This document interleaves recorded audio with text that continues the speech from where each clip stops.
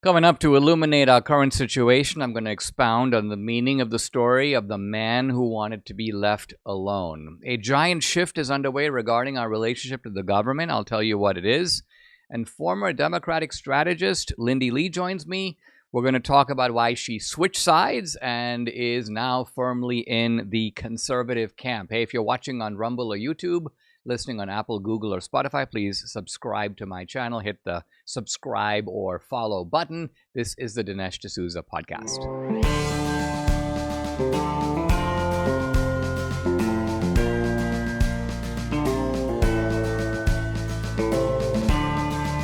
America needs this voice. The times are crazy. In a time of confusion, division, and lies, we need a brave voice of reason, understanding, and truth. This is the Dinesh D'Souza podcast.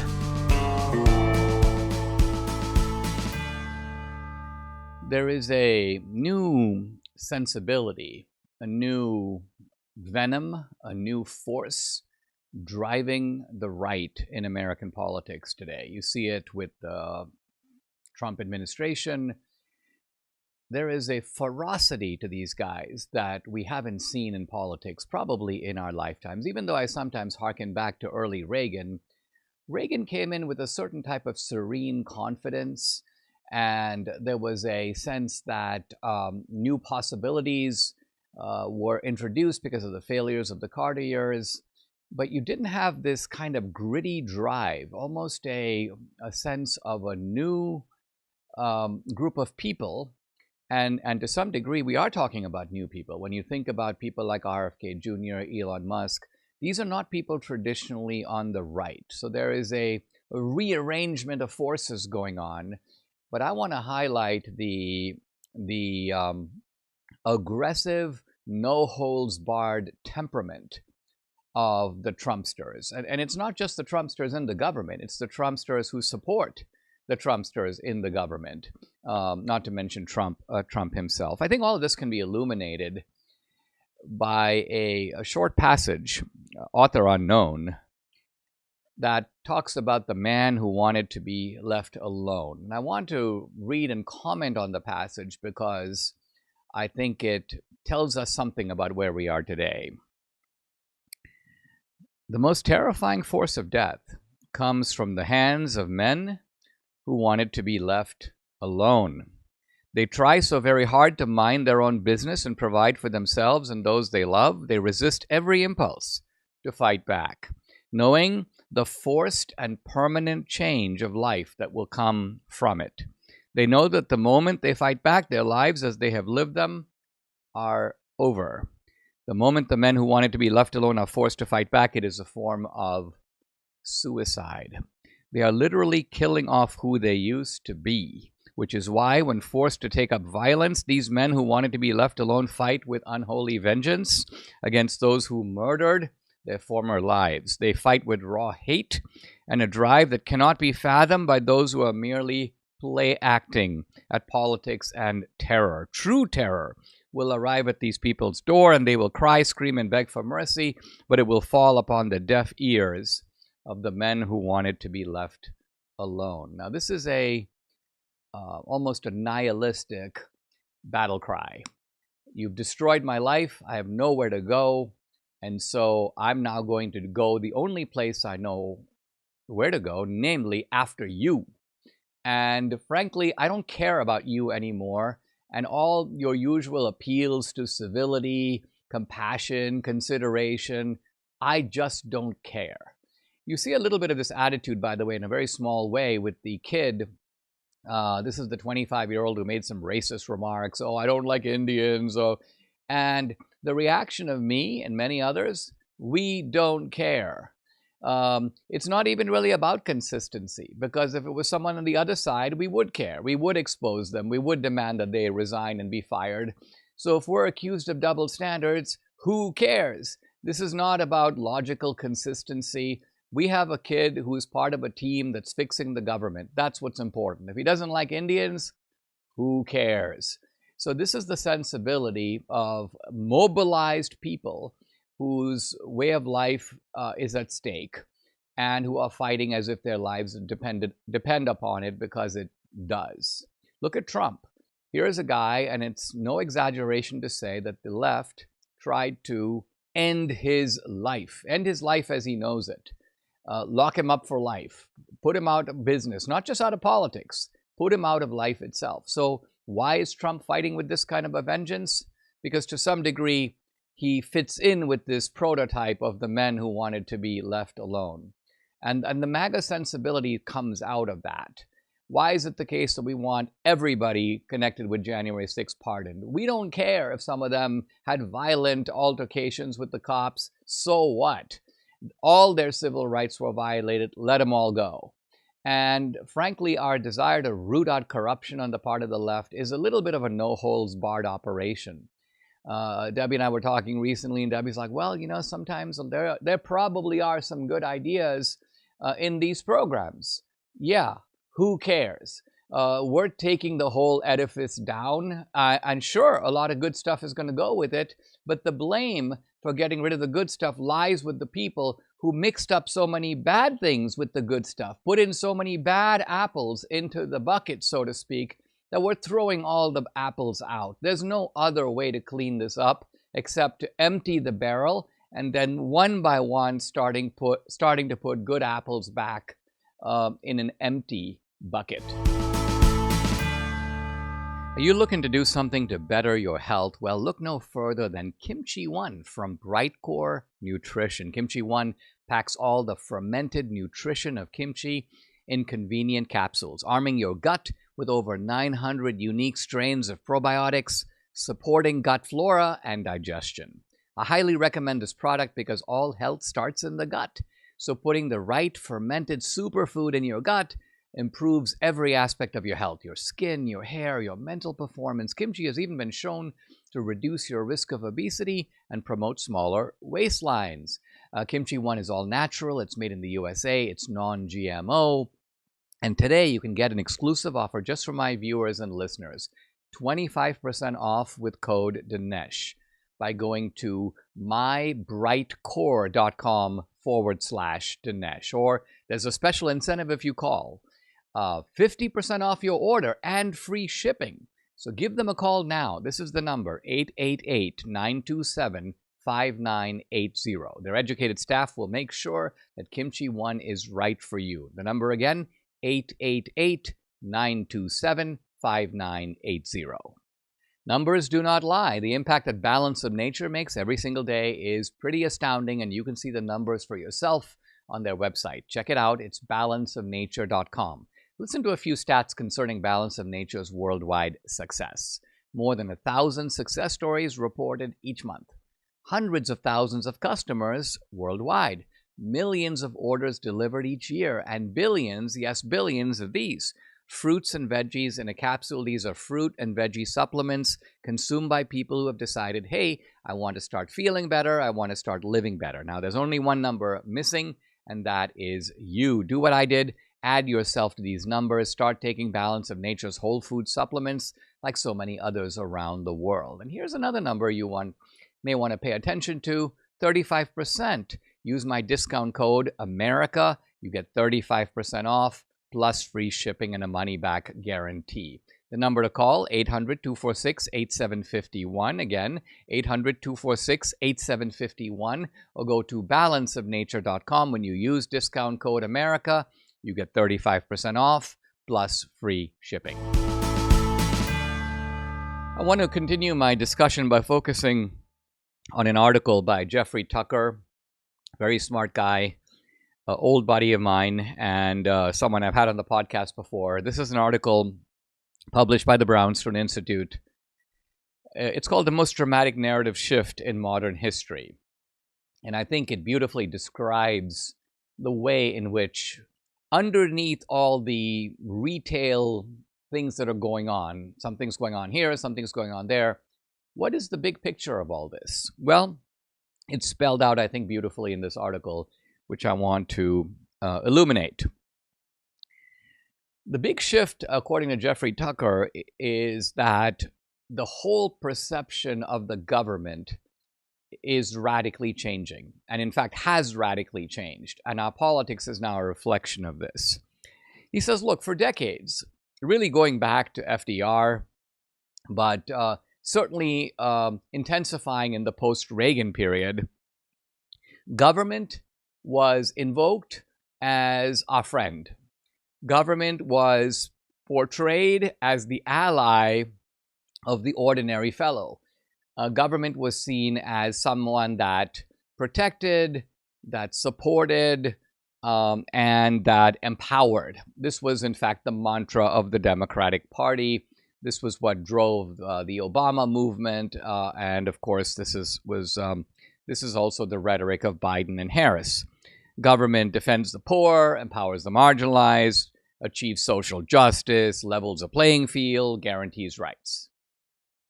By the way, this doctrine was laid out by FDR himself in his famous, or some degree infamous, speech on the Second Bill of Rights.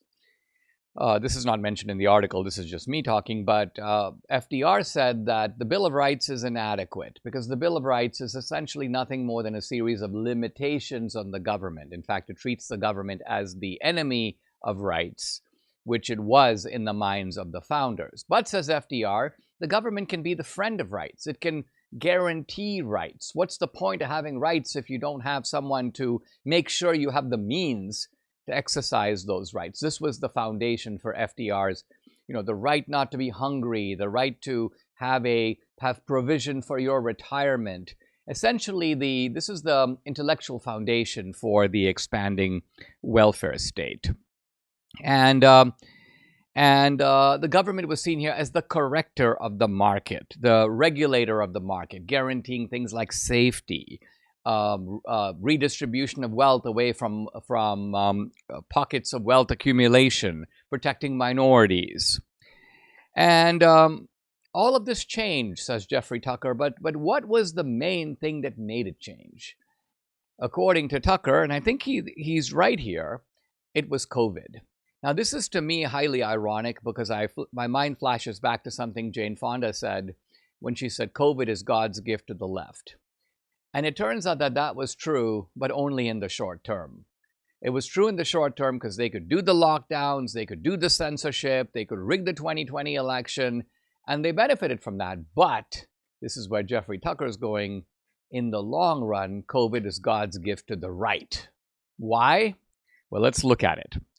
Basically, the left decided under COVID, we are not just going to establish command over, as with Obama, let's say the insurance sector or the financial sector or the healthcare sector. No, we are going to command the entire society. In fact, we're going to command the entire planet. We're going to control even the microbes of the planet, the viruses, everything that moves is under our control.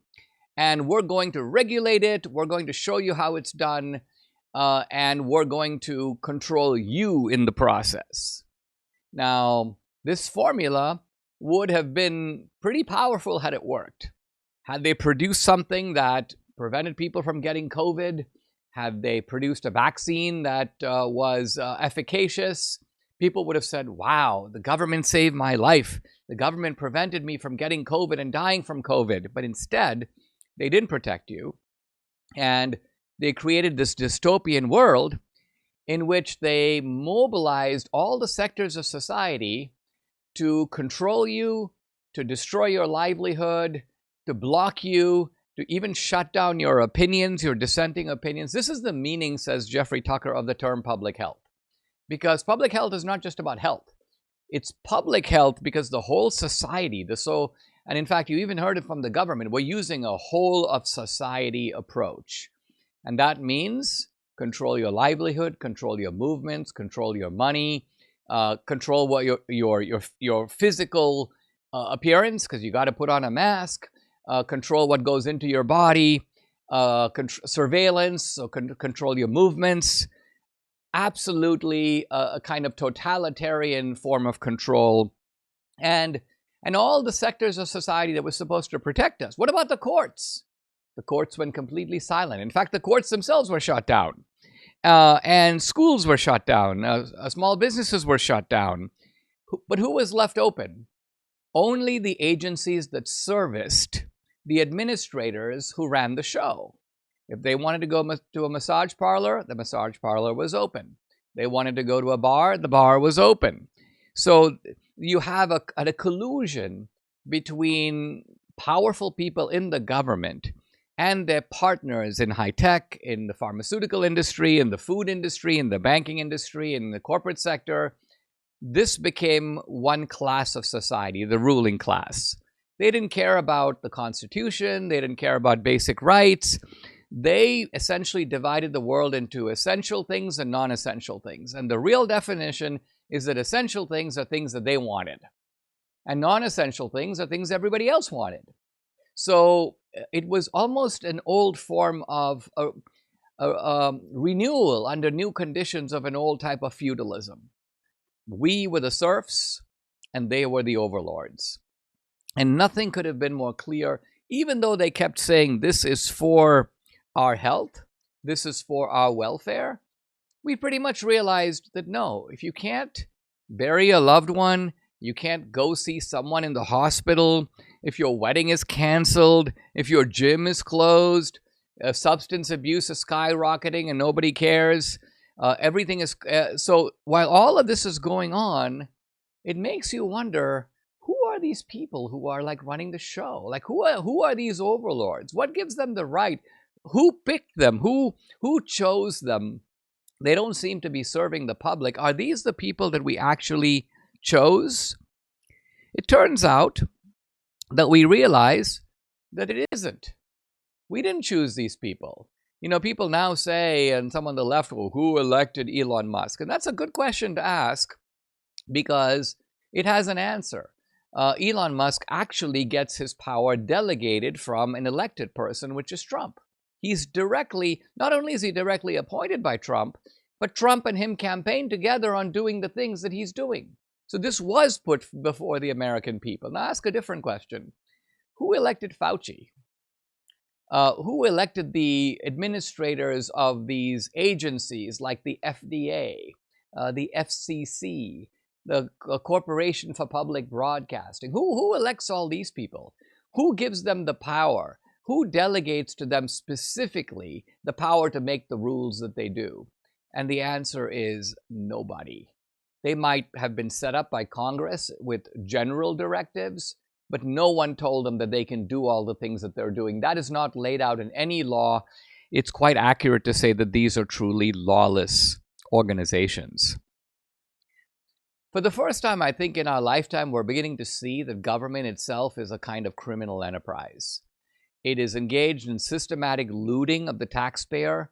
It is utterly indifferent to the fact that people spend thousands of hours of their waking lives to work. It steals the product of that labor and squanders it, or redirects it to projects that directly or indirectly benefit the decision makers themselves. And so, in some ways, all of the ideological mumbo-jumbo that we've been hearing, from me included, over the past couple of decades has to be somewhat revised. This is not simply Republican versus Democrat. This is not liberty versus equality. This is not a case of Keynesianism versus monetarism. At some level, what we're dealing with here is the government has become a massive thievery operation and a massive operation of social control, not for your benefit, but for its own benefit. So this is not the normal ideological boundaries, let's say that divide Republican and Democrat, become a little more blurred. Not that there aren't important differences between the parties. The Republicans do try to restrain these things, but on the other hand, many of them also benefit from this thievery enterprise. And so we're seeing, I think now, in a new way, starting with COVID, but now continuing with the expose of government that is underway, that the world works, and I'm now quoting Tucker, Jeffrey Tucker, everyone was forced to realize the world worked in a very different way from what we had been told. And not only that, but the people who have screwed up massively under COVID, think about it. How many of them have come forward and said, you know, we really made a lot of bad decisions? They can't say that. They won't admit it, and they won't apologize. Why? Because if they apologized, the next step would be an accounting. What went wrong? Who made those bad decisions? How do we prevent them from occurring again? How do we revamp these agencies? They don't want any of this. They don't want you to be going inside of these agencies like the NIH and asking, well, why are we actually manufacturing these deadly viruses? And even worse, why are we giving money to countries like Ukraine and China to create these deadly viruses? Even though in places like China, the scientific industry is wedded to the military industry. These are our adversaries, and we are subsidizing their creation of potential biological weapons. So the reason that there's just no accountability is because the people in charge don't want that kind of accountability. They want accountability for us. That's why they want, let's hire tens of thousands of new IRS agents. Let's audit citizens' transactions, even as low as $600. We need to see what's going on. We need to make sure that this money, you're not cheating the government. But we're doing nothing to make sure that the government isn't cheating you. We don't want an audit of the government, these people say. They want the unaccountability of aristocracy. We're better than you. We're the ruling class. We operate by a different set of rules. So all their talk about no one is above the law is pure distraction. We shouldn't even try to, in a way, refute it, because there are some things that are so absurd that trying to refute them draws you into the game. It makes you, in a sense, a sucker, because you're now fighting over something that is manifestly absurd. If someone says up is down and down is up, you stand on your head, you try to show them that no, it isn't that way. This is the distraction that government is doing to us. And, says Jeffrey Tucker, when you sum it up, it's a crime against humanity what these people have done. Now the good news is we're trying to track them. We're trying to figure out who got the money. And we're finding racket upon racket upon racket. And it involves people not just in the government, but outside the government. The newspapers, who we thought were like keeping a check on the government and chronicling the government. Yeah, they might be biased. They might even be doing some fake news. The point is, they're on the take. They're being bankrolled. They are getting money under the table from the government. The censors aren't protecting us. They're protecting themselves. The inspectors are in on the game. The courts that are supposed to be a check on power and a protector of our rights are enabling this government ripoff. Look at USAID, graft on a scale that's almost unimaginable. And now we have the receipts. This is the point. And so Tucker's conclusion, I think, is not exaggerated here. And that is, the entire system of government is kind of unraveling before our eyes. And he goes on to point out that what we're seeing emerging, because of the presence of prominent Democrats, former Democrats, in our camp, and I'm going to be actually talking to a Democratic strategist and fundraiser who raised money for the Democratic Party, has now come over to the Trump side. This is going to be fascinating. But Tucker says that we're seeing the emergence of a de facto third party. Now, this may be slightly overstated. I think this is a party of the right, but it is a party of the right engrafted with certain people on the left, or formerly on the left, who are strengthening our ranks. So we're celebrating, and we have a right to celebrate because something is breaking open. That's a very good thing. But the people who are fighting back are the people who are protecting this entrenched privilege. The establishment media, the NGOs, the bureaucrats in the government. But the people on the other side, and we now have a force, we've become a force to contend with, independent media, the genuine grassroots, the deplorables, the non-essentials, the pillaged and the oppressed, the so-called peasants of the old feudal system are finally picking up their pitchforks and rising up in revolt. Mike Lindell and MyPillow are excited to announce they're having their first ever mega sale on overstock, clearance, and brand new products. For example, you can save over 50% on this season's flannel sheets. The queen size is only $59.98, king size $69.98. They sell out fast every year. Be sure to order now. You can also save 30% on their brand new My Crosses. These are designed in the likeness of the one Mike has worn every day for over 20 years. They come in men's and women's styles. They're made right here in the USA. Get the 2025 6-piece My Towel sets, just $29.98. The initial quantities are extremely low, so get them now before they go. And I don't want to forget to mention the best-selling standard My Pillow is just $14.98. Wow. To take advantage of the first ever mega sale, call 800-876-0227. The number again, 800-876-0227, or go to mypillow.com. Don't forget to use the promo code, which is Dinesh, D-I-N-E-S-H. Now, what about that $75 free shipping rule? Well, that ship has sailed, because right now, for a limited time, MyPillow is offering free shipping on every order. Guys, I'm delighted to welcome to the podcast a new guest, Lindy Li.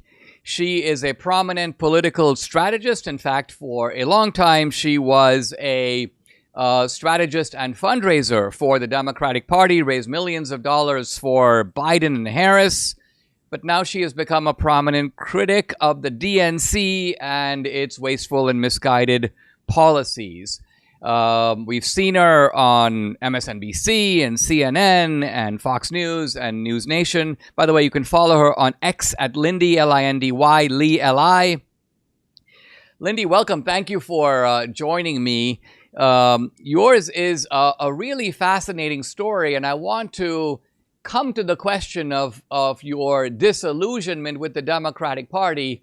But let's start with the opposite, which is the illusionment part, if you will, or how you became a Democrat in the first place.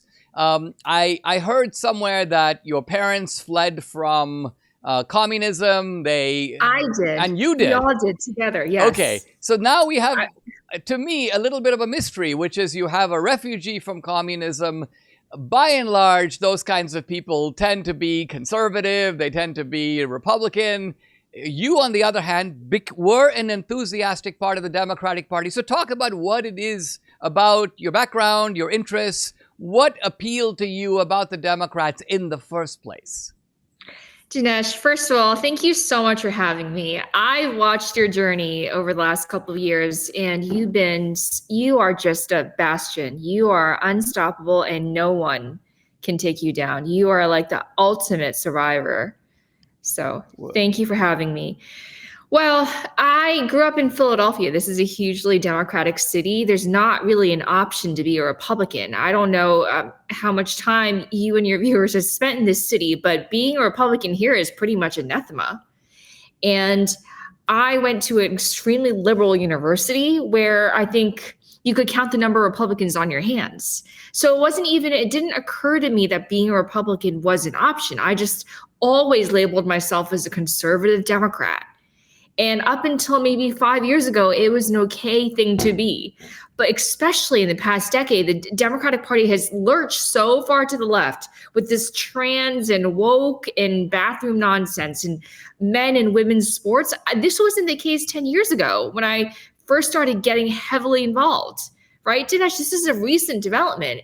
And the woke coalition has completely hijacked the Democratic Party. They are insane about identity politics. They label me as some like NHPI.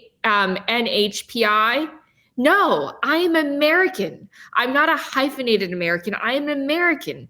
And over the last couple of years, I've been starting to, voice my frustrations, but they just don't care because you got to toe the party line. Nothing else is acceptable. Lindy, let me throw out an idea to you, which I want you to reflect upon, which is I've thought over my career about Asian Americans, loosely speaking, as a group. And of course, we all understand that in Asia, there's no such thing as an Asian category. It's a very big continent. But nevertheless, I think to myself that by and large in Asia, people are socially quite conservative. They believe in merit. They believe in family. They believe in tight-knit communities. Tribalism in some ways is not a bad word to the degree that it involves self-help. So they believe all these things.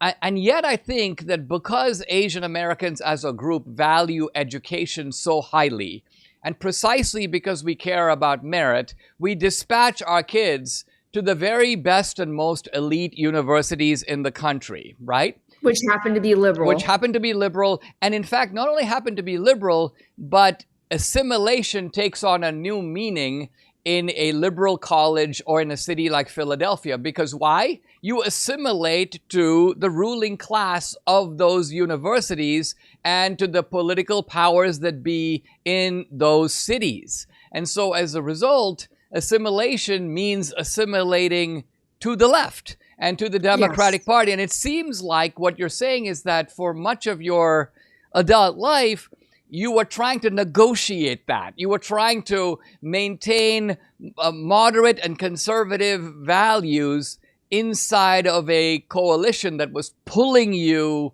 further and further to the left. Is that an accurate summary of what was happening to you? First of all, you're brilliant. I don't know why no one has articulated the theory that you just laid out. Asian Americans, especially Indian and Chinese Americans, we're obsessed with the Ivy League. Let's be honest. Are we not? Yes. It's true. And the Ivy League is famously liberal, and that is where we spent our most formative years. And so I actually first came into the public consciousness because I went to war with the left. That's how I became known. I went to war with the far left 5 years ago. So I've been warring the left for most of my adult life. And since then, the party has been just subsumed into the LGBTQI. I'm like, just saying it is ridiculous. The LGBTQI plus worshiping coalition. There's nothing else. It's like their overweening mission in life. And it's not me. In some ways, Lindy, isn't it true that, by and large, the Asian American temperament is supposed to be somewhat accommodating, if not submissive, right? And they probably thought that they could count on you to raise money for the Democratic Party and not raise, not make a noise about it and not take on the favored. So the moment you did that, I think they were probably a little stunned. And they probably thought, shocked. What do we do? We've got to figure out a way to beat this woman into submission, right? Isn't that what you experienced? This is so therapeutic. This is probably one of the most therapeutic interviews I've had, because I think as a fellow Asian American, you totally get it. We are the rule followers. We kowtow, we follow authority. That's the way that we've been told to act all our lives. But this harkens back to Newton's third law of motion, right? For every action, there's an opposite and equal reaction. I've been so sick and tired of staying quiet about Biden, about Harris, about the Democratic Party. I've been actually secretly leaking to the press for years. But this is the first year, the first time that I'm putting my face and my reputation on the line in saying these things. But I was sufficiently alarmed about Biden and Harris for years that I was leaking to Politico. I have friends there, and I wanted to give voice to my concerns that we shouldn't have a president in such significant cognitive decline. We shouldn't have a president who struggled to complete sentences. I actually, I hosted Biden on May 1st at the Mayflower in DC. And are we allowed to curse on here? I always ask because I have such a potty mouth. We may have to zap it, but go for it. We'll fix it. Don't worry about it. Let me make it more palatable. He was trashing India and Japan, our allies, U.S. allies, as xenophobic. This was supposed to be a very peaceful event, but he made news, perhaps inadvertently, because he didn't realize or didn't remember that you should not be trashing your allies in public or ever. These are just the rookie mistakes that Biden is prone to make, What do you think? Let's back up, Lindy, and think about Biden for a moment, because obviously the Democrats, if they could, would much rather have a guy like Obama, because Obama, for all his flaws, is obviously a suave character. He's much more presentable in public. In fact, for much of his term, I don't think he governed that much to the center, but he acted like he was at least considering centrist points of view. He was always scratching his head as if he's wrestling with the issue and so on. Now, did the Democrats go with Biden because they had no one else after Obama? How did Biden even get to the forefront? Well, let's remember that he had a shellacking in Iowa. He came in third in Iowa, and then he came in fifth in New Hampshire, and everyone thought he was done. But then James Clyburn came to the rescue and injected some life support into his moribund campaign. So that's how we got, stuck with Biden. And he was the moderate that people were looking for because we were so terrified of Sanders. So I supported Biden because I didn't want a socialist as president. I was terrified of the idea that Bernie Sanders could become president. And at that time, if you remember, about 5 years ago, people loved him. There was a massive movement behind Sanders. And as someone who survived the perils of communism and socialism, I did not want that. So I thought that Biden was my best bet. Oh, that's very interesting. Let's take a pause. When we come back, more with Lindy Li. Follow her on X at Lindy, Lindyli. We'll be right back. Guys, I'm back with Lindy Li, a former Democratic political strategist and fundraiser, and now she is on the Trump. She raised money for Trump's inauguration. She's working with the RNC leadership. So this is quite a sort of switcheroo, but it's not a case of Lindy sort of converting from atheism to Christianity. It's rather more of a recognition of what has happened to the Democratic Party, and perhaps also important changes that are occurring on the Republican side, which we'll get to in a minute. But Lindy, let's come back to something we were talking about actually off camera just a moment ago, which is the way in which, even though there would seem to be a natural alignment between Asian Americans in terms of merit, of education, of values, with the Republican Party, you felt, and other Democrats, other Asian Americans have felt, that somehow the Democratic Party has a lot to offer. And talk about how the branding of the Democratic Party, at least at first glance, is extremely appealing. Absolutely. And I really think I've been obviously just racking my brain over the last couple of months, asking how the heck did I get here? How did I make this 10-year detour? And I wanted to account for all of my decisions. And I landed upon, I think really it's just it's a case of massive hoodwinking. Because we come from these communist countries and everything is branded in red. And, with the very traditional, conventional communist logos and everything that everyone recognizes. And then we come to the United States and everything is blue. And Democrats are shouting slogans like freedom and democracy and, opportunity for all. And so it seems very contradictory. But then beneath it all, you realize that they actually employ many of the same tactics that communists do. And what are they? Excommunication, public disowning, public shaming, and these extreme views, these extreme ideologies that you must adhere to, lest you be publicly excommunicated like I have by the party. And I feel like I don't think I'm just shocked that I didn't realize that before. I just completely bought into it. I bought into the idea that the mainstream media can be fair, but now I know that they're not. I realize that now they're an arm of the liberals. Why did it take me my entire life to realize this? Well, you said something interesting, which I never really quite thought of. First of all, even if we go back to the Reagan years, this whole idea that the Democrats are blue and the Republicans are red did not exist. This was a more recent invention. And somehow I think you take the red, white, and blue, and the Democrats go, we'll be blue. So the Republicans go, well, I guess we'll be red. And what you're saying is that, well, red is actually the color of communism, Exactly. And please do not shortchange or underestimate the power of subliminal advertising. It is so strong, especially when you first arrive in the United States and you don't really understand the parties. Those visual images are so incredibly powerful, and especially when you get them young. right? So I went to college when I was 16. That's when I got into college. Okay, so this is when I was becoming an adult. And I go to a liberal, basically a vacuum, a bubble. They call themselves an orange bubble, actually. That's the nickname of the school. I go to this school, and liberalism is literally the only option. There is no other option. And I live in Pennsylvania in the College counties, not in the middle of the state, not the T. Dinesh, you must have heard about the T. I live in the liberal cities.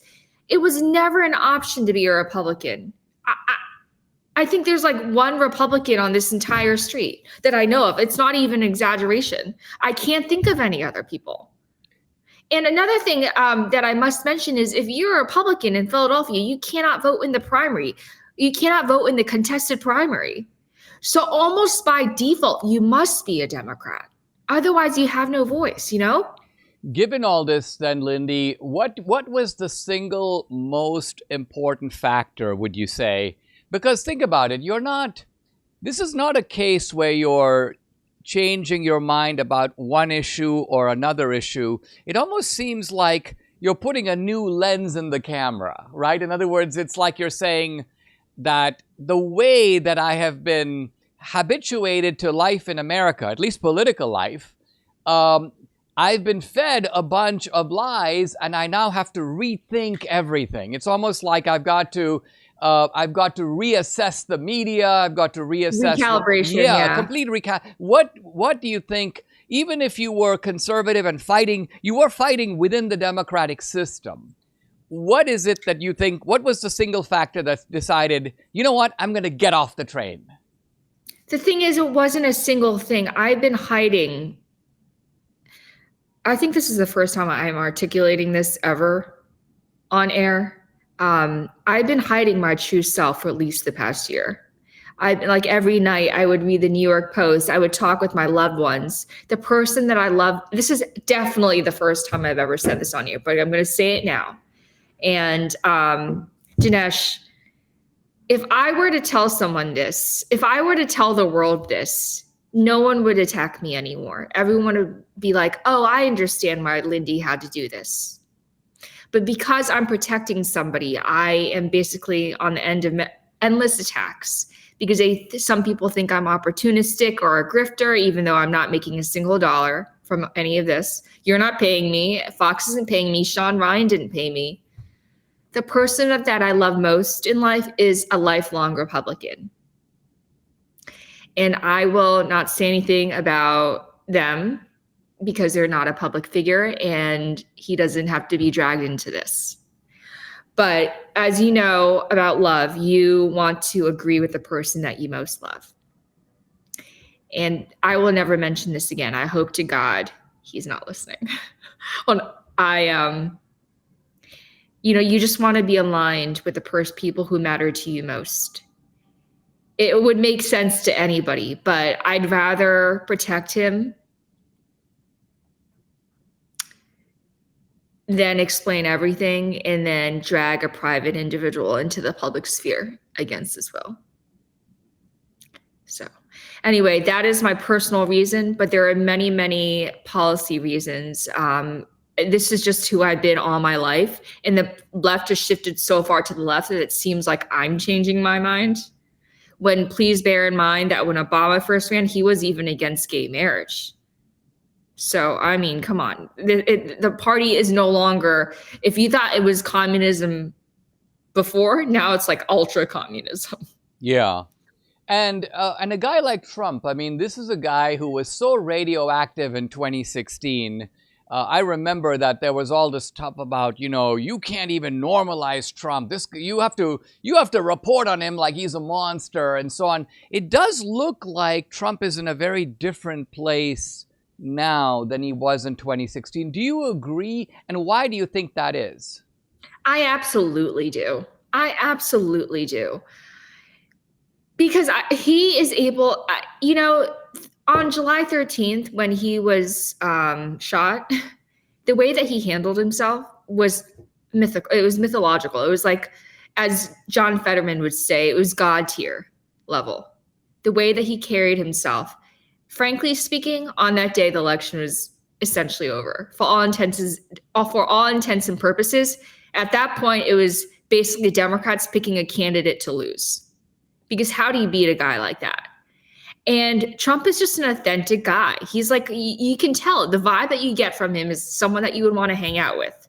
Kamala Harris, on the other hand, my goodness, the endless word salads, the circular thinking, the android-like verbal diarrhea. I mean, I don't understand. I've spoken with her.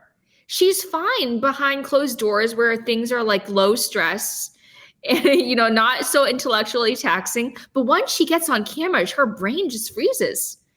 And that maybe that's the case for most Americans, but most Americans aren't running for president. We can't have a president like that.